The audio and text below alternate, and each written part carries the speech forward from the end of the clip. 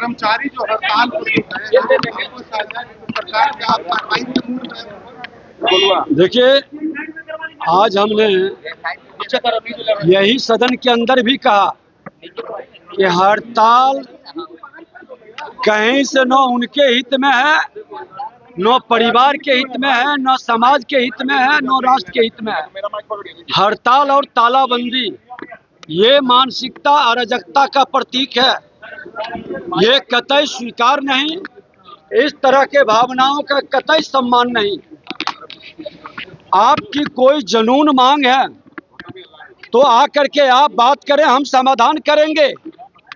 लेकिन तालाबंदी करके, हड़ताल करके दबाव और प्रेशर की वातावरण ये न सरकार के हित में है, न समाज के हित में है। और ऐसे मानसिकता के लोग, जब हमने कहा कि आपका प्रमोशन की जरूरत है, वेतन वृद्धि की मांग है, सुविधा की मांग है, जब हम स्वीकार करने के लिए तैयार हैं, उसके बाद भी हड़ताल, तो जनता कह रही है कि ये हड़ताल कहीं न कहीं लोगों की अराजकता के वातावरण की छूट सरकार कतई नहीं देगी। जनता के हित में परिमार्जन और दाखिल खारिज, लोगों को अनुदान मिले, ये हमारी जिम्मेवारी है।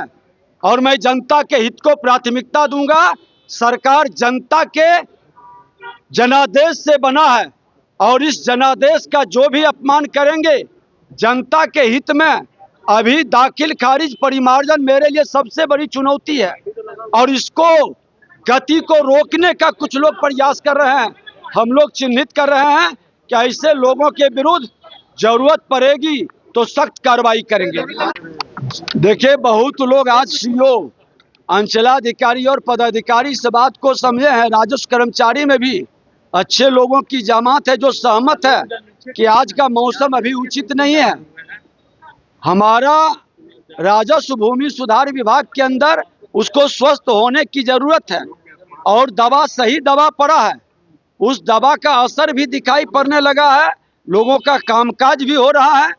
लेकिन दवा अगर जो छोड़ देंगे, कामकाज को रोक लेंगे, फिर अराजकता का वातावरण बनेगा, भू माफिया का माहौल मजबूत होगा, ये कतई नहीं। आज खनन विभाग के अंदर भी लोग हड़ताल करने का वातावरण बनाए थे, हमने जब उनको समझाया वो हड़ताल नहीं किए। आज खनन विभाग सफल हो गया, राजस्व भी बढ़ा, शांति भी आई और सरकार का जो अराजकता का माहौल है उसको भी खत्म करने में ताकत मिली। गृह मंत्री जी अमित शाह जी आए हैं, उन्होंने कहा कि हम दोबारा तभी आएंगे जब घुसपैठियों को रोक देंगे। कैसे देखते हैं उनके बयान को सर?